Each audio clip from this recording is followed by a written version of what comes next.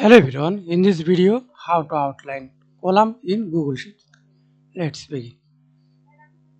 Select all column, single column, multiple column.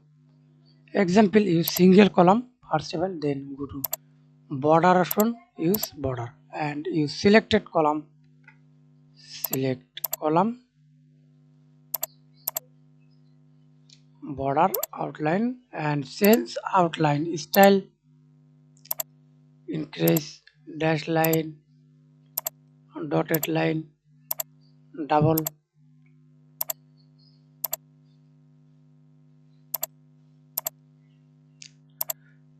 color.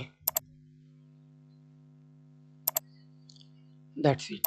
Thanks for watching video. Please subscribe to my channel, like, comment, share.